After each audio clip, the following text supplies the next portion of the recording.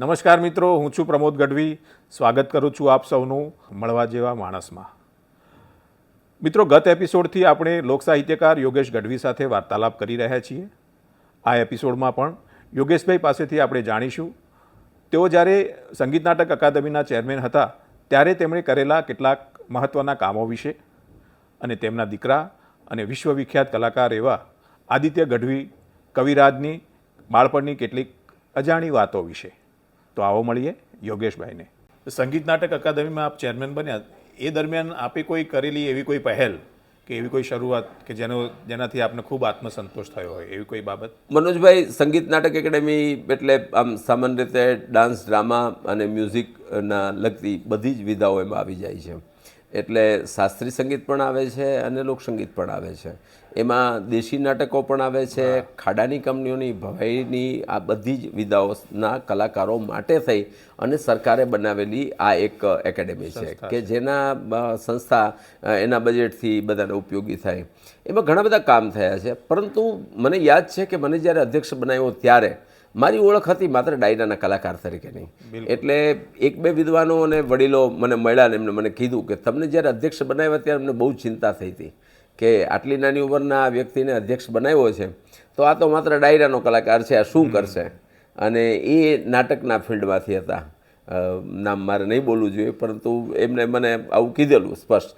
અને પછી જ્યારે મેં કામ કર્યું ત્યારે એમને કીધું કે તમે જે નાટકમાં કામ કર્યું ને એ ન ભૂતો ન ભવિષ્યથી કર્યું છે. અને અભિલાષ ઘોડા કરીને મારો મિત્ર છે, આપણા ફિલ્ડમાં ખૂબ સારું કામ કરે છે. એ અભિલાષ ઘોડાએ મને હમણાં જ કીધું કે સાહેબ, એક સાથે ત્રિઅંકી નાટકો બનાવવાની ગુજરાત રાજ્યની આપણી એક સ્કીમ છે જેમાં આપણે એક નાટક બનાવવા માટે 2 લાખ રૂપિયા આપીએ છીએ અને એવી રીતે 1 કરોડ રૂપિયા આપણે આપતા હોઈએ છીએ. એટલે 50 નાટકો બને. હું અધ્યક્ષ બન્યો ત્યારે મનોજભાઈ મેં લગભગ 72 નાટકો એક સાથે આપેલા. અને એ 72 નાટકોનું મેં એવું કીધું કે તમે તમારા ઘરે એનું પૂજન નહીં કરતા, એનું મુહૂર્ત તમે નહીં કરતા. એનું સ્ક્રિપ્ટ ઉપર આપણે નોર્મલી એવી છે નાટક કરતા હોય તો એનું પૂજન કરે, મુહૂર્ત કરે.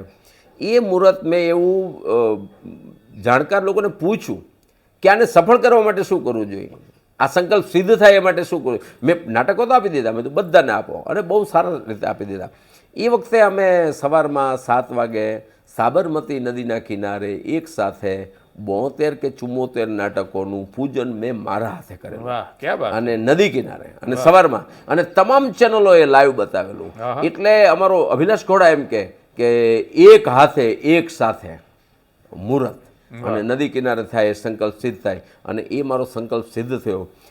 બીજા વર્ષે મેં તખ્તાના તોખાર નામનું એક આયોજન કરેલું જેમાં 48 નાટકની કંપનીઓ અને વિશ્વ રંગભૂમિ દિવસ આવે એના 7 દિવસ પહેલાં ચાલુ થાય.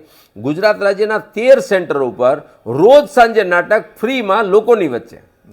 એટલે એક સાથે બધા શો થયા અને એ કાર્યક્રમનું નામ તખ્તાના તોખાર રાખેલું. એટલે ખૂબ કામ થયું. એની સાથે સાથે મને મજા એ છે કે મોટું તો કર્યું પણ નાની નાની બાબતો, દાખલા તરીકે ખાડાની કંપનીઓ, ઉત્તર ગુજરાતમાં કામ કરતી ખાડાની કંપનીઓ, એના કલાકારોનું શું થતું હશે, એને કેમ મદદ થઈ શકે. તો મેં ખાડાની કંપનીઓને બોલાવી, એ ગામડાના કલાકારોને બોલાવ્યા, એમને કામ આપ્યા. અને કામ આપ્યા એટલું નહીં, કામ આપ્યા પછી એમને પૈસા મળી જાય એની ચિંતા કરી અને પૂછ્યું અને એમને કીધું કે અમને પૈસા મળી ગયા છે. તો એ જે કહેવાય ને એકદમ સાવ નાના લેવલે કામ કરતા એ કલાકારો, એ સમૂહ પણ આજે મારો આભાર માનતો. અને એની સાથે સાથે તુરી બારોટો માટેની એક યોજના હતી આપણી પાસે જે છેલ્લા ઘણા વર્ષોથી નહોતી થઈ શકતી. તો હું ચેરમેન હતો ત્યારે મેં કીધું કે ભાઈ આ પૈસા પડ્યા રહે છે તો આ કેમ? લોકોએ મને, મારા ડિરેક્ટરોને બધાએ કીધું કે ભાઈ સાહેબ આમાં થાય. મેં કીધું કોઈ ચિંતા ન કરશો, આપણે આપવું છે. અને એ વખતે મેં તુરી બારોટની સ્કીમના 3 વર્ષના પૈસા એક સાથે બધા કલાકારોને બોલાવીને આપ્યું હતું. એટલે એ પણ મોટું કામ થયેલું. કુલ મિલાવીને બહુ જ સરસ કામ થયું. બહુ મજાના પંડિત જસરાજજી હોય તો એમની સાથે પણ મળવાનું થયું. આપણું તાનારીનો વડનગર ખાતે કાર્યક્રમ અને પંડિત જસરાજજીને અમે મુખ્ય મહેમાન તરીકે બોલાવેલા. એ આવેલા, પધારેલા. ત્યારનું હું આપને 2-3 વખત મારે પંડિતજીને મળવાનું થયું. એ મને ઓળખે કે આ ગઢવી છે અને એમને એ પણ ખબર કે આ ચેરમેન છે. એટલે ચાલુ કાર્યક્રમે પંડિતજીને પછી ઊભા થઈ અને પાછળ ગ્રીન રૂમમાં આવવાનું હતું. એટલે પંડિત જસરાજજીના દીકરી દુર્ગા જસરાજ, હા. દુર્ગાજી એમનો હાથ પકડીને લઈને આવતા હતા અને હું સાથે સાથે ચાલતો હતો. હવે એ દરમિયાનમાં દુર્ગાને યાદ આવ્યું, દુર્ગાજીને, કે હું કંઈક વસ્તુ સ્ટેજ પર ભૂલી ગઈ છું. ઓકે. એટલે એમને કીધું કે તમે અહીંયા ઊભા રહો, હું કંઈક વસ્તુ ભૂલી ગઈ છું. એટલે મેં કીધું કે ઊભા નથી રહું, તમે હાથ મૂકી દો, હવે હાથ હું પકડું છું. હા, વાહ. એટલે પંડિત જસરાજજીનો મેં હાથ પકડ્યો અને હાથ પકડીને હું ગ્રીન રૂમ તરફ લઈ જતો હતો. દુર્ગાજીને આવતા થોડી વાર થઈ એટલે મનોજભાઈ ગ્રીન રૂમમાં કોઈ નહોતું. હા. એટલે પંડિતજીને મેં સોફા પર બેસાડ્યા, હું ઊભો રહ્યો અને મેં જોયું કે કોઈ નથી. તો મને એમ થયું કે આવો સરસ્વતી પુત્ર, આવો સૂરનો સાધક, એ તો આપણને મળે કેવડી એ બહુ મોટો એટલે- લાહો હા, કહેવાય. કેવડો મોટો લાવો. એટલે મેં તકનો લાભ લઈને કોઈ નહોતું ને, એટલે મેં પંડિતજીને વિનંતી કરી બે હાથ જોડીને કે એક કામ કરો ને, કોઈ નહીં હે તો આપ મેરે સર પર હાથ રખ દો ને, મુझे આશીર્વાદ મિલ જાય. એટલે મેં આમ હાથ પકડી અને મારા માથે હાથ મૂકવા ગયો એટલે એમને હાથ છોડાવી દીધો. અને મનોજભાઈ, ચારણ તરીકે હું ગૌરવ સાથે કહું છું, પંડિતજીએ મને શબ્દો કીધા કે ભલા આપ તો ચારણ હો, હા. आप तो गढ़वी हो, मैं कौन हूँ आपको आशीर्वाद दे सकूँ, आपको तो स्वयं शारदा हर हमेशा आशीर्वाद देती क्या है. बात है. આ વાક્ય મને એ મારા સમય દરમિયાન મળ્યું. અને એ જ રીતે જુદા જુદા શાસ્ત્રીય સંગીતના આપણા ચક્રવર્તીજી બંગાળથી, અજય ચક્રવર્તીજી ને એ બધા, તો બહુ બધા કલાકારો સાથે ગુજરાતી રંગભૂમિ, મુંબઈ અને ગુજરાતને મેં ભેગું કરી નાખ્યું હતું. મુંબઈના ગુજરાતીઓને મેં બહાર નહોતા રાખ્યા. એટલે નાટ્ય ક્ષેત્રના ને બધા જ લોકો, એ બધા જ આપણા માટે આખું ધમધમતું થઈ ગયું હતું. ધમધમતું થઈ ગયેલું. ખૂબ નાટકો, ખૂબ ડાયરાઓ, ખૂબ લોકસંગીત, આ બધું જ આપણે સરસ રીતે કરી શક્યા એ સંગીત નાટક એકેડેમી. અને એ વખતના મારા ડિરેક્ટરશ્રીઓ, અધિકારીશ્રીઓ, એ વખતે મારા સચિવ તરીકે ભાગ્યેશ ઝા સાહેબ હતા.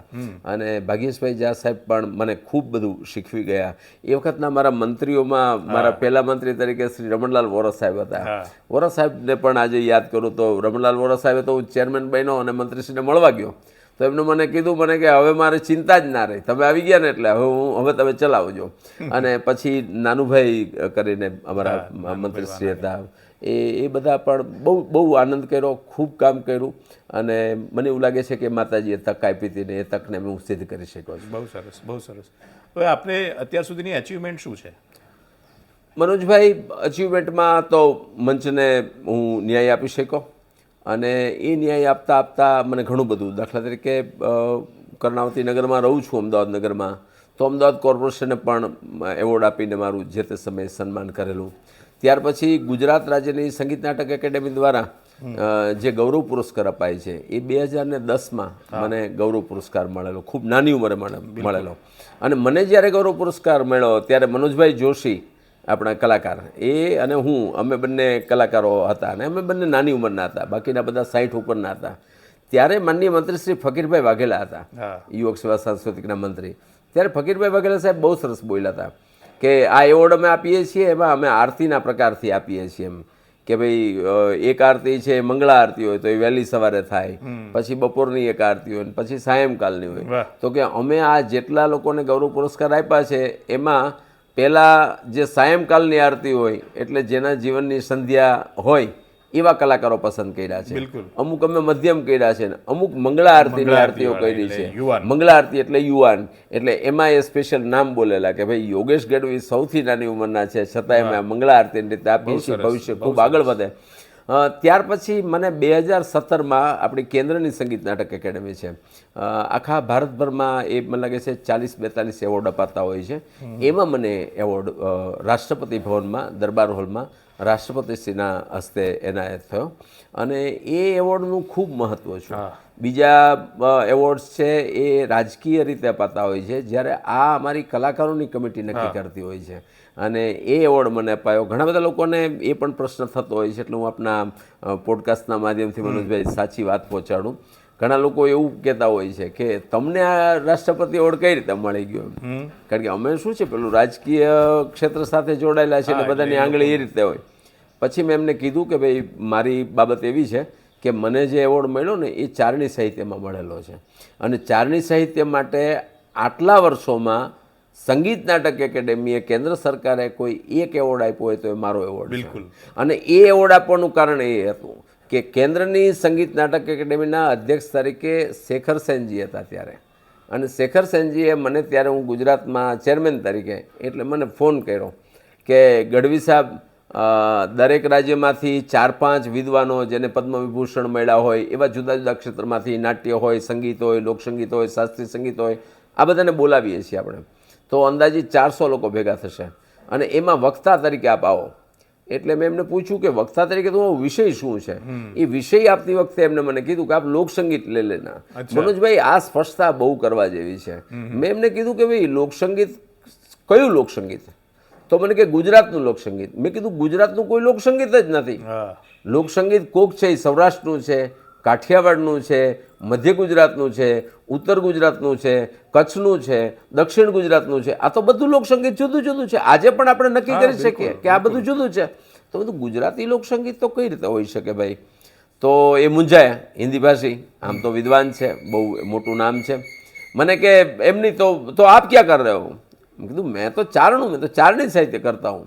तो बोले वो तो लिटरेचर है ना, मैं तो परफॉर्मेंस की बात करता हूँ. मैंने बोला देखो, आप सब लोगों ने पूरे भारत में इसको लिटरेचर करके पुस्तकों में दबा के रखा है. ये परफॉर्मेंस है, चारणी परफॉर्मेंस है और हमारा म्यूजिक चारणी म्यूजिक है. એટલે એને બહુ આશ્ચર્ય થયું. તો બોલે એક કામ કરતે યહી સબ્જેક્ટ રખ દેતે. અને એ ભારતભરના વિદ્વાનોની સામે હું 1 કલાક આના વિશે બોલ્યો અને 1 કલાક હિન્દીમાં બોલ્યો અને 1 કલાક હું બોલ્યા પછી એ 450 લોકોએ ઊભા થઈ અને 4 મિનિટની સ્ટેન્ડિંગ ઓવેશન મને આપેલી. અને તમામ વિદ્વાનોએ મળીને એમ કીધું કે આજ સુધીમાં અમે નથી સાંભળ્યું. અને એમાં મેં પહેલો દાખલો આપ્યો હતો રવિન્દ્રનાથ ટાગોરનું એક બંગાળીમાં લખાયેલું વર્ષા ગીત. એ વર્ષા ગીતને આપણા રાષ્ટ્રીય શાયર ઝવેરચંદ મેઘાણીએ આમ કે આમ ગુજરાતીમાં ઢાળવા ભાવાનુવાદ કરવા માટેની કોશિશ કરી. તો મેઘાણીજી તો બધું લખી શકે, કાવ્યનો કોઈ પણ પ્રકાર ઉપયોગ, પણ એને કીધું કે ના, હું તો ચારણી જ લઈશ. એટલે ચારણી, કારણ કે એને ખબર હતી કે વરસાદની વાત છે ને, ચારણી સાહિત્ય સિવાય પોગાય નહીં. એટલે એને ગાન ગરાર ગરાર મેં ગડા ગગને ગગને ગર જાટ ભરે ગુમરી ગુમરી ગર જાટ ભરે નવ ધાન ભરી સારી સીમ ઝુલે નદીયું નવ જોબન ભાન ભોલે નવ દિન કા પોતની પાંખ ખુલે મધુરા મધુરા મલકાઈને મેડો.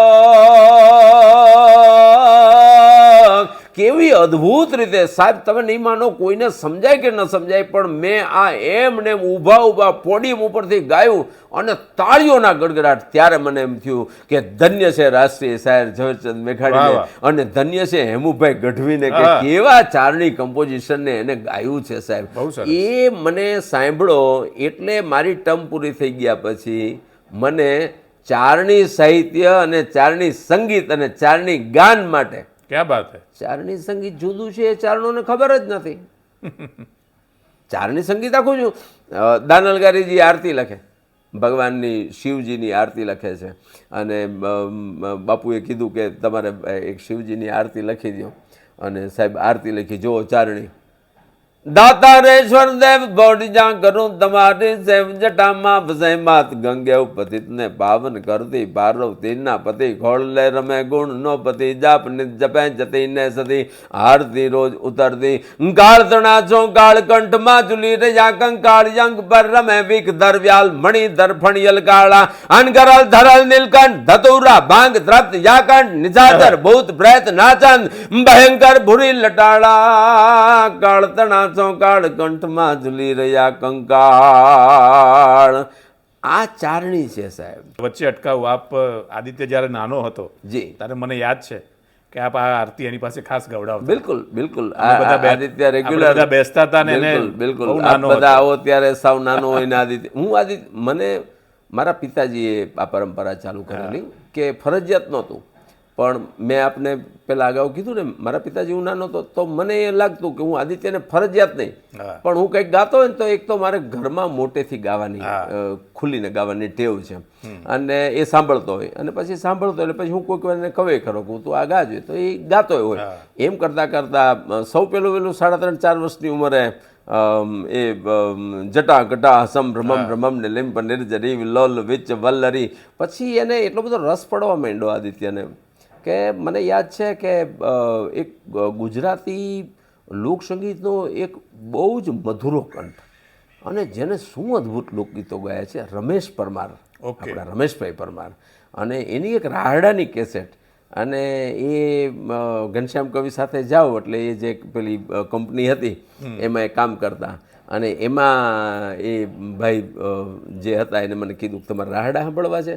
તો આ કેસેટ લઈ જાઓ, અને એ હું લઈ આવેલો. અને રમેશ પરમારનો કંઠ મને બહુ ગમતો. પછી તો હું એક ચેનલના કાર્યક્રમમાં એક વખત સંચાલન કરતો હતો, ત્યારે કલાકાર તરીકે પણ ચકાસરની બાળ માથે ઢોલીડા ધ્રુસ કે એ હાલો ને જોવા જઈએ ઓઢા જામ હોથલ પદમણી ચકાસરની પાડ માથે ઢોલીડા ધ્રુસ કે. આ રમેશ ભાઈ પરમારની હું કેસેટ લાવેલો, અને હું આખો દી, મને રાહડા બહુ ગમે, મને જીવથી વાલા, મને ગુજરાતી લોકસંગીત છે ને એ અદ્ભુત વાલું છે. અને એમાં દેશી હોય ને ત્યારે મને, હું ઘણી વખત કહું છું ભેળિયાના નામે અત્યારે ચરજો ગવાય છે, પણ એનું ઓરિજિનલ ગાયકી ક્યાં? એ તો આપણી દીકરીઓ ગાતી. પણ આદિત્ય તરત હું ગાતો એટલે એને ખબર પડે, એટલે એ સાંભળે. બીજા ધોરણમાં આદિત્ય આ બધા રાહડા ગાતો, રમેશ ભાઈ પરમારે ગાયેલા, અને એને ગાવા ગમતા. તારે કારણીએ મેં તો ભગવો રે લીધો, એ લીધો જોગીડા વાળો વેશ, જોગણ જોગણ જોગી બનાયો મને આજ. એ એમ કરતાં કરતાં કરતાં આ બધા વિષયો શીખેલો. અને તળની વસ્તુ હોય એની તાકાત જ મનોજભાઈ કંઈક જુદી જ હોય છે. હવે આદિત્યની વાત કરીએ તો આદિત્ય આટલી અત્યારે ઊંચાઈ ઉપર પહોંચ્યા છે, તો એમાં શું, એટલે આપે શું એનામાં વિશેષતા જોઈ હતી ત્યારે? એનું એક તો બહુ ઓછા બોલો છે, એટલે બાળપણથી જ એનો સ્વભાવ છે. શાય, શરમાળ પણ ખરો, એટલે બહુ જલ્દી બોલી ન શકે. એટલે મેં જોયું કે સામાન્ય રીતે હું ગાઉં છું ને બોલું છું ને એમાં આનું ધ્યાન વધારે જાય છે. ઓકે.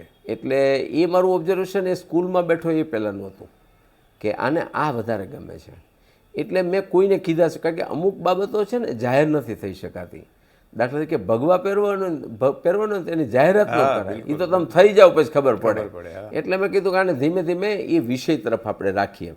એટલે શાળાકીય એજ્યુકેશનમાં પણ સ્કૂલિંગમાં મેં બહુ ધ્યાન નહીં દીધેલું. મારા વાઈફ એ જમાનાના MA BEd, અને અમદાવાદમાં CN વિદ્યાલયમાં ઝેવિયર્સમાં એમનો અભ્યાસ થયેલો. પણ એને હું કહું કે તમારે ધ્યાન આપવું જેટલું અપાય એટલું. પણ આદિત્યને મેં એ ધ્યાન આપતા આપતા મેં એને અમુક સ્પષ્ટતાઓ બહુ કરી દીધી. બીજું મનોજભાઈ, આશ્ચર્યની વાત એ છે કે હું આટલા વર્ષોથી પ્રોગ્રામમાં ડાયરો કરતો, એમાં હું આદિત્યને કોઈ દિવસ ક્યાંય સાથે નથી આવી ગયો. એટલે આદિત્ય તો લોકગાયક નામનું એક મોટું શો થયો ને એમાં વિનર થયો, એટલે લોકોને ખબર પડી કે યોગેશભાઈ આવડો મોટો દીકરો, નહીતર તો એ ખબર નહોતી. પણ એ ઘરમાં બેઠા બેઠા એને અભ્યાસ ખૂબ કર્યો, અને મેં એને કીધું કે ગહન અભ્યાસ સિવાય બધું નકામું છે. અને જે વસ્તુની તમને ખબર નથી ને એ ગાવું નહીં, એ બોલવું નહીં. જેની પરફેક્ટ ખબર છે ને એ વિશે બોલવામાં પાછું પડવું નહીં. એટલે આ બે બાબતોને લઈ અને એને ખૂબ મહેનત કરી. બીજું, મારા પિતાશ્રી એ વેકેશનમાં કાયમ જાય, એટલે મારા પિતાશ્રી અને લોકજીવનની વાતો, ભજનો, દુહાઓ, મારા બાપુજીને આ બધું બહુ જ કંઠસ્થ. એટલે એમને તો પેલું સરકારી અધિકારી તરીકે ક્લાસ ઓફિસર હતા, એટલે આ કાંઈ ન કરી શક્યા. અધરવાઇઝ એ કલાના ક્ષેત્રમાં હોત જ મારા પિતાશ્રી. એટલે એ આદિત્યને બહુ શીખવે કે ભાઈ ગામડાના ગરબા કેવા હોય, ભજન કેવા હોય, ચરજો કેવી હોય. એમ કરતાં કરતાં આદિત્ય ધીમે ધીમે ઘણું બધું શીખી શક્યો. અને આદિત્યને કદાચ તમે જે સ્ટ્રગલ ભોગવી હતી અથવા જે તમારી સ્ટ્રગલ હતી એ તમે એને નેચરલ એમાં તમે એને મોકળાશ આપી. બિલકુલ. મને પહેલી જ વાત હું કહું છું કે આદિત્યને જેમ મેં ફ્રીડમ આપ્યું કે ભણવું હોય તો ભણ, નહીતર કાંઈ નહીં, એ ફ્રીડમ મને મળ્યો અત્યારે કલાક્ષેત્રમાં હોત તો હું ક્યાંયનો ક્યાંય પહોંચ્યો. બિલકુલ બિલકુલ. પણ એ ત્યારે એ સમય નહોતો, અને ત્યારના કોઈ પેરેન્ટ્સ એવું કહી જ ન શકે કે ભાઈ નોકરીને ભણતર મૂકીને જાઓ તમે કલાકાર થાવ, એ સમય જ નહોતો. બિલકુલ બિલકુલ. એટલે મને નહોતું મળ્યું, એટલે મેં આદિત્યને આપ્યું કે આદિત્યને સ્વતંત્રતા હોય, એટલે કલાકાર જ બનાવો એવો તો કોઈ વિષય જ નહોતો. બિલકુલ બિલકુલ. ફ્રીડમ આપી કે આ તને ગમે છે એ કર ભાઈ, તને જે ગમતું એ કર. એટલે બીજી કોઈ તારે ચિંતા કરવાની જરૂર નથી, એમ જે ગમતું છે તને જે ગમતું છે કર. એટલા માટે આદિત્ય તમે જો એ 5મા ધોરણમાં આવ્યો, હું ઘરે બેઠો બેઠો હાર્મોનિયમ વગાડતો હતો, એટલે એને જોયું, એટલે મેં તું શું જોવે છે તું? તો કે તમે વગાડો છો. તો મેં કીધું જોવાનું ન હોય, વગાડવાનું હોય. એટલે પોતે પહેલાંથી જ ગંભીરતાવાળો. એટલે એને મને કીધું કે ડેડી બીજું કંઈ નહીં, પણ તમારે કાર્યક્રમમાં હાર્મોનિયમ લઈને જાઓ અને હું વગાડું, ક્યાંક બગડી જાય તો, એટલે હું નથી વગાડતો. એટલે મેં કીધું તૂટી જાય તો ચિંતા ન કરતો, વગાડ. એટલે બાજુમાં આવીને મને કે તો મને કયો ના કઈ રીતે વગાડાય. મેં કીધું મને મારા પિતાશ્રીએ નહોતું શીખવું. આ હાર્મોનિયમ છે, આ ધમણ છે અને આ બધા સૂર છે, આ બે હાથેથી આવી રીતે વાગે, એમાંથી તું ગોતી પાડ. મનોજભાઈ એ માત્ર 4 મહિનામાં હાર્મોનિયમ પરફેક્ટ શીખી ગયેલો. પરફેક્ટ. એટલે 6ઠા ધોરણમાં તો એ પરફેક્ટ હાર્મોનિયમ વગાડતો. પછી 10th પાસ થયો, SSC પાસ. SSC પાસ થઈને એને મને કીધું કે ભાઈ 11th 12th હું કરવાનો છું, તો મારે હેમુ ગઢવી, ઝવેરચંદ મેઘાણી, આજના કલાકારો, નારાયણ સ્વામી, કિશોર કુમારના 300 ગીતો, મોહમ્મદ રફીના 150 ગીતો, લતાજીના 60 ગીતો, હરિહરનના ગીતો, કૈલાસ ખેરના ગીતો, આ બધું મેં કરી નાખ્યું. આમાં કાંઈ બાકી નથી. એની પાસે કોમ્પ્યુટર હતું. શું વાત છે. એટલે એની પાસે એ જમાનામાં આકાશવાણીમાં હેમુભાઈ ગઢવી અને એ વખતના જે મોટા મોટા કલાકારો હતા અને કવિકા ભગત બાપુ, આ બધાનું એની પાસે 60 કલાકનું મને કોકે આપેલું કે તમે સાંભળજો. હવે મારી પાસે સાંભળવાનો સમય નહીં અને પેલું, એટલે હું એને આપી દઉં અને નવરો પડું ત્યારે કહું કોમ્પ્યુટરમાં ચાલુ કરતો એટલે હું સાંભળું. એટલે એને તરત ખબર પડે કે મારા ડેડી સાંભળે છે એટલે આમાં કંઈક સાંભળવા જેવું છે. એટલે પછી હું જતો રહું, પછી એ ચાલુ પડી જાય.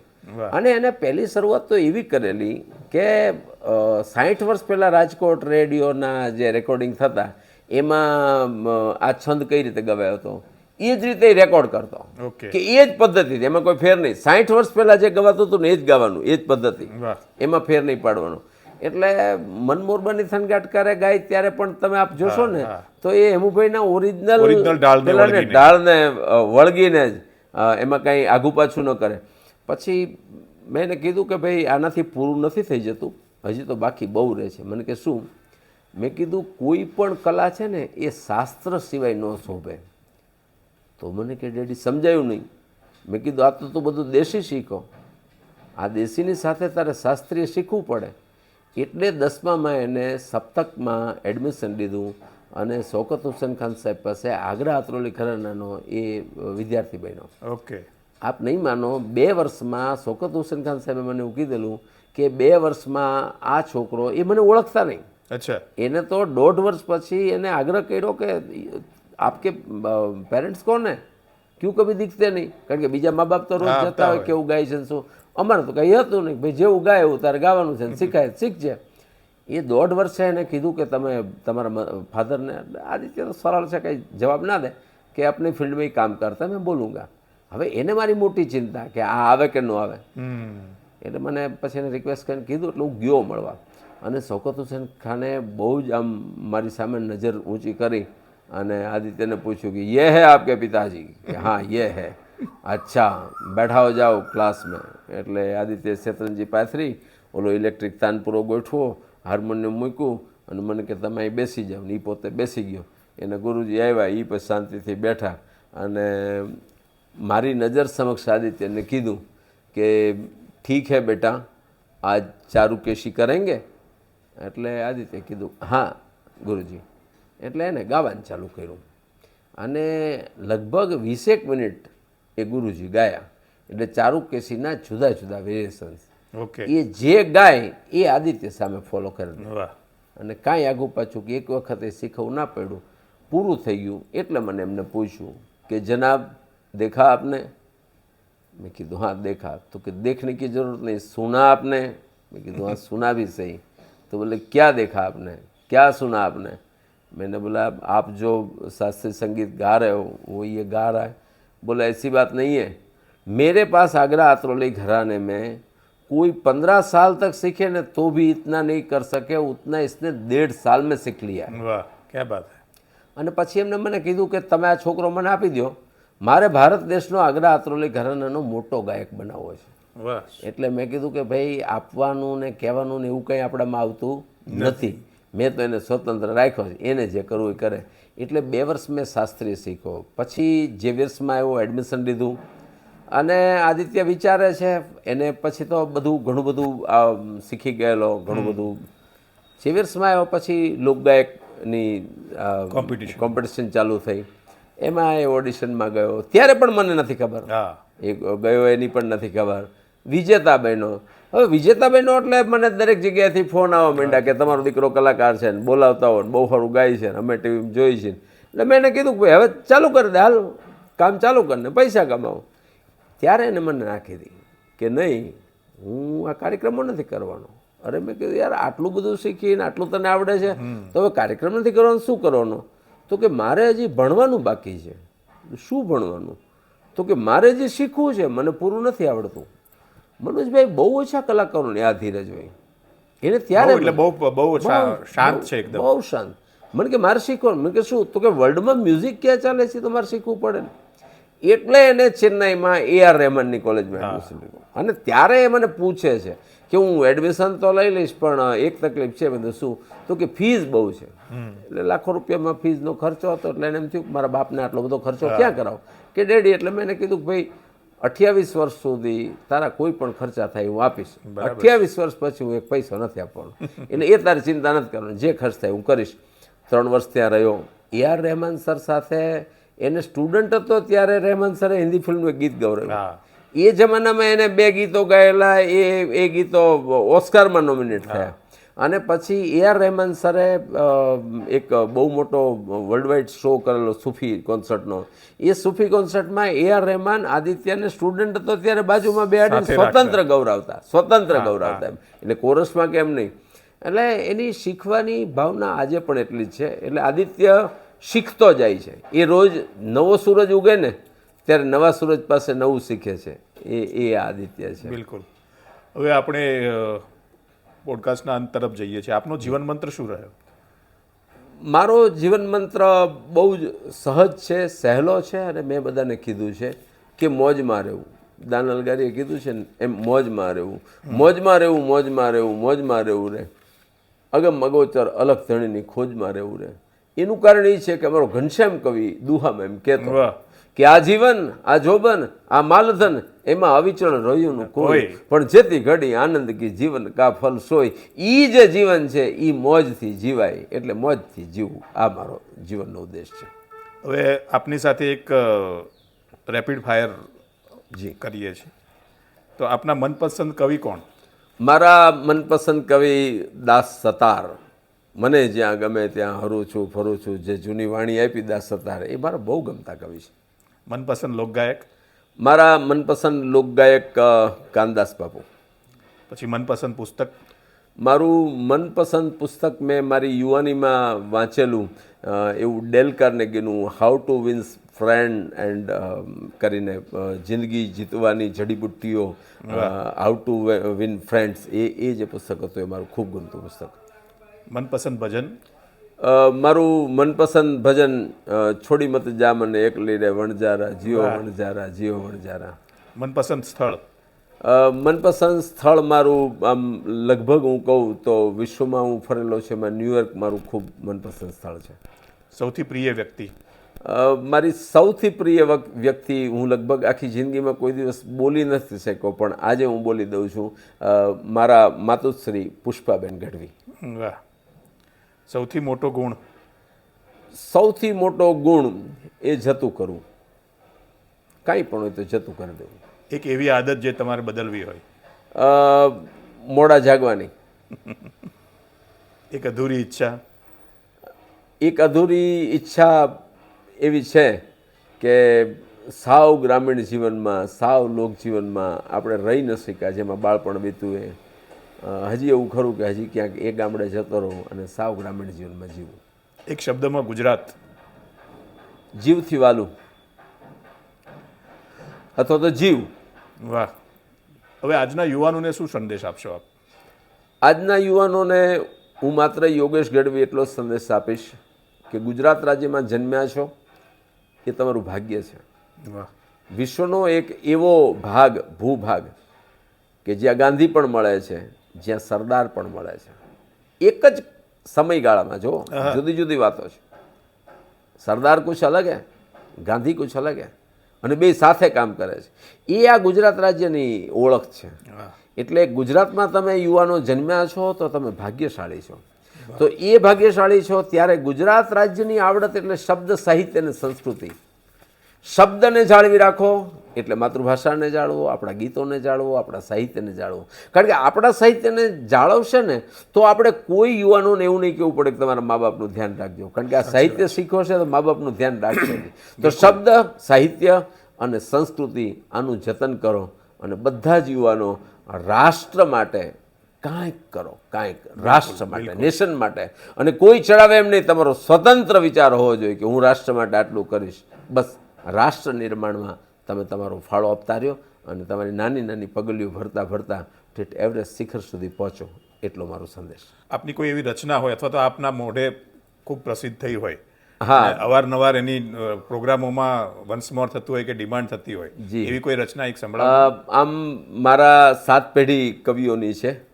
બધાએ લખ્યું એટલે મેં નક્કી કરેલું કે મારે કવિતાઓ નથી લખવી, પણ છતાંય એક માતાજીનો પ્રભાવ હું મોગલમાંને ખૂબ માનું છું.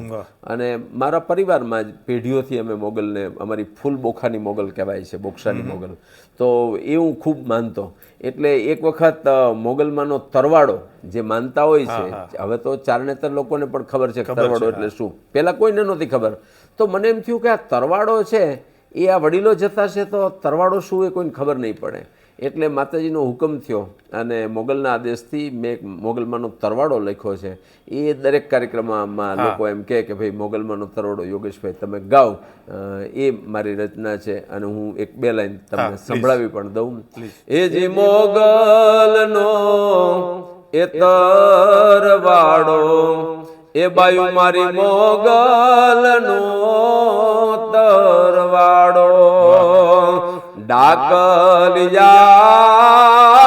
બોલાવો, એ બાયુ એના પાવડિયા તેડાવજો, હે જીવેણને ઈ વધાવે પેરો, હે મારી મોગલને તરવાડો, એ મારો માને લો તરવાડો બાયુ, હે મારી મોગલનો તરવાડો. આખે આખો તરવાડો છે મોગલમાંનો તરવાડો. એ માનતાનો તરવાડો છે, હકનો તરવાડો છે, હકમનો તરવાડો છે, ખુશીનો તરવાડો છે. એવા બધા એના મૂળ શબ્દ પ્રયોગો કરી અને પછી તરવાડાની શરૂઆત થાય ત્યાંથી માંડીને એના શણગારને છેલ્લે છેલ્લે માતાજીને લાપસી જવારી અને મેં તરવાડો આપ્યો, એવી આખી વાત તરવાડામાં. લોકો આપણા બધા હવે તો લોકો એને સ્તુતિ તરીકે લે છે. ઘણા લોકો તો ઘરમાં દીવા કરે ત્યારે તરવાડાની 5 કડીઓ છે ગાતા હોય છે. ખૂબ ખૂબ આભાર યોગેશભાઈ, આપે આપનો કિંમતી સમય આપ્યો. આજે આપ સાથેની આ મુલાકાતમાં અમે માત્ર એક કલાકારને મળ્યા નથી, અમે એક એવા માણસને મળ્યા જેમણે સફળતા કરતાં સંસ્કારોને મોટા રાખ્યા, હોદ્દા કરતાં માણસાઈને મોટી રાખી અને લોકસાહિત્યને માત્ર વ્યવસાય નહીં પણ જીવન ધર્મ બનાવ્યો. ખૂબ ખૂબ આભાર. આપે આપના જીવનના અનેક અજાણ્યા પ્રસંગો અમારી સાથે શેર કર્યા. ધન્યવાદ. મિત્રો, જીવનમાં સફળ માણસો તો ઘણા મળે છે પણ મળવા જેવા માણસો બહુ ઓછા મળે છે. આજે આપણે એવા જ એક વ્યક્તિત્વને મળ્યા. જો આપને આ મુલાકાત ગમી હોય તો જરૂર શેર કરજો, કારણ કે પ્રેરણા પણ ત્યારે જ જીવંત રહે છે જ્યારે તેને એક માણસથી બીજા માણસ સુધી પહોંચાડવામાં આવે. તો મળીશું એક નવા એપિસોડમાં કોઈ બીજા વ્યક્તિત્વ સાથે. ત્યાં સુધી રજા આપશો. નમસ્કાર.